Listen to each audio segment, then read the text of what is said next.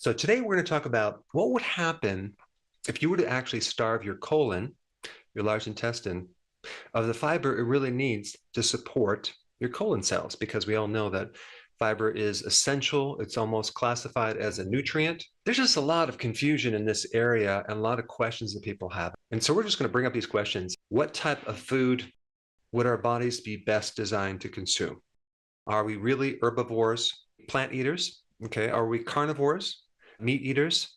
Or are we omnivores, a combination of both plant and animal? Now, I want to touch on that for just a little bit because it'll kind of give you a little foundation of what I'm going to talk about next.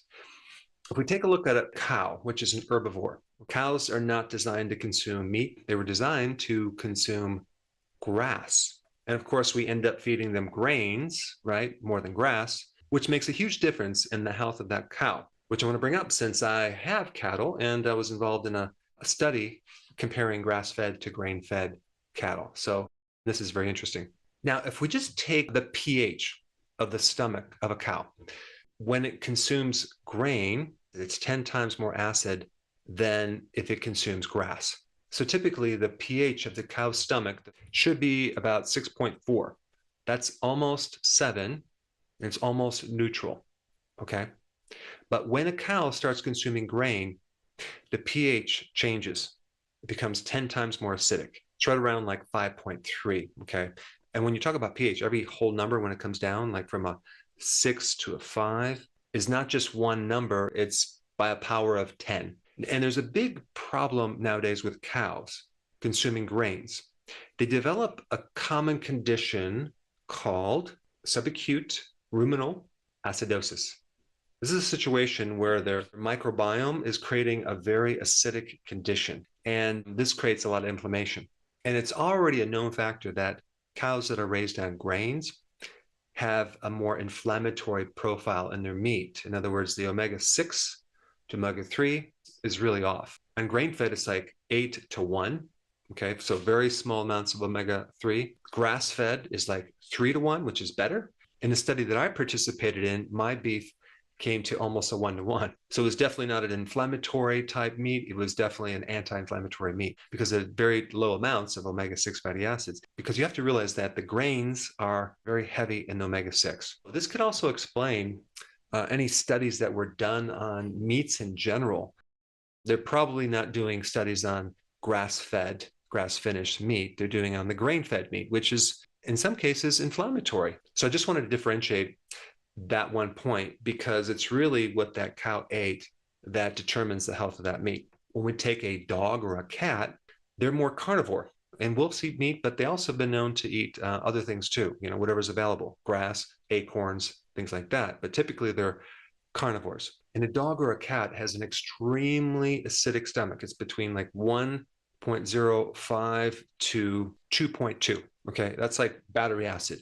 Humans also have a pretty acidic stomach, not quite as acidic as a dog or a cat. It's like 1.5 to 3.0. The fact that our stomach is that acid gives clues on what we should be eating. And so humans have more of a digestion that is a mix. Okay, it's omnivore, both animal and plant. You can actually put a human on just plant foods and they can survive. Probably not as well as they should, but you can also put a human on a carnivore diet and they can also survive as well. I'm bringing that up to bring up a point on this confusion of what should people be consuming. Well, I always like to compare that to what diet would be the absolute worst diet for man.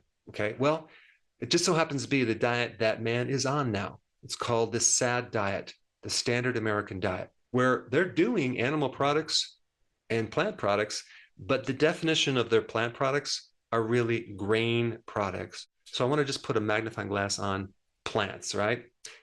A grain is a plant, but if you're consuming mainly grains, and that's really what a typical American consumes, 65% of all their calories in the form of grains.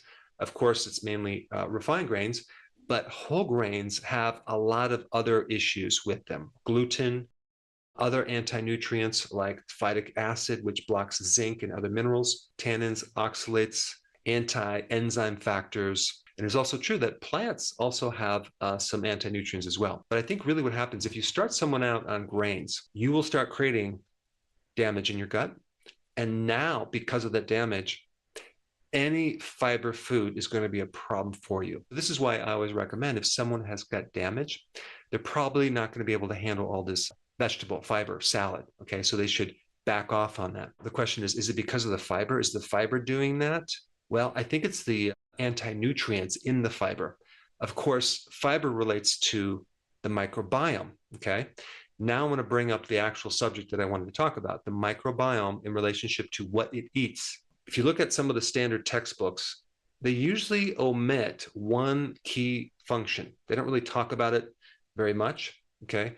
They'll tell you that the large intestine is primarily there to reabsorb water and form and store your feces or stool, okay?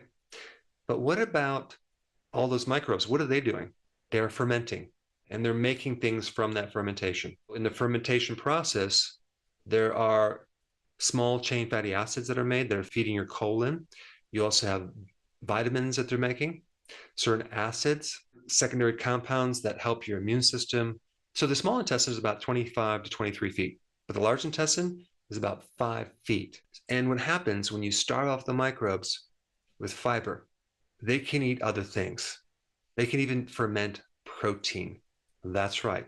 They can ferment collagen, cartilage. And just so you know, a good portion of bone is collagen. When someone is on the carnivore diet, okay, they're just eating meat, no plants, those microbes are adapting to digest that protein. And this explains why many carnivores, if they're doing it right, are thriving. In fact, they're doing much, much better. Microbes are amazing. They can adapt to different diets. But the point I'm going to bring up is you're not going to kill all your microbes off if you just avoid all plants for a while.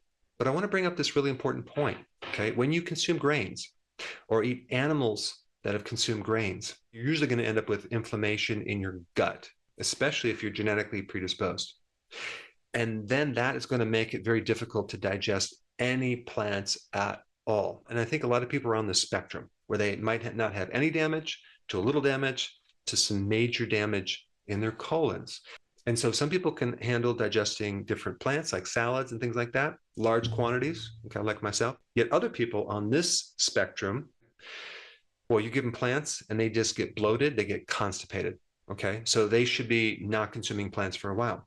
And then you get these people in between, which they can handle plants, but in a fermented state. I'm talking about the sauerkraut, the kimchi, pickled vegetables, because what do we have there? We have a plant like cabbage, for example, that's fermented and has a lot of additional microbes that can actually help you with your gut. Why? They found that the more diversified microbes you have, the better the digestion, the better the health. So we have this wonderful fermented food that has prebiotic, it has some fiber already broken down. It has a lot of microbes, which are very beneficial, that can start to seed and help your colon. I don't know if they can be cultured and develop into more microbes, but those microbes by themselves can actually add a lot of benefits. Plus, you have all the additional vitamins in fermentation, right? You have K2, you have B12, you have biotin, you have other B vitamins, you have certain acids that are very beneficial. The other cool thing about eating fermented foods is this, that when you ferment things, you immediately start decreasing these anti-nutrients. You lessen the oxalates, the lectins, the phytic acids, the tannins, and you make other things in that food more bioavailable, like the proteins. So here's some tips. Preferably, if you eat animal products, go for the grass-fed, grass-finished, if possible, because the more grains, the more inflammation, the more problems. If you are a vegan or a vegetarian, don't consume the grains, okay? Consume other plants, like vegetables, for example. If you have severe digestive problems, you probably have gut damage and you're going to have to do carnivore for a while, but just make sure that you do the grass-fed, grass-finished. Why? So that way you don't have that omega-6 grain effect that has been passed over to that animal. If you have marginal problems with your digestion, maybe you're going to benefit from fermented vegetables. So that would be like the kimchi, the sauerkraut, and just have that with your meals. Now, if you don't have any digestive problems at all, you may benefit more from having a combination of the grass-fed, grass-finished animal products with the plants, but not the grain category of plants. I hope this video cleared up some confusions on some of these topics. There's a lot more to say about that. But if you haven't seen my video on the microbiome, which is a very important and interesting topic, I put that video up right here. Check it out.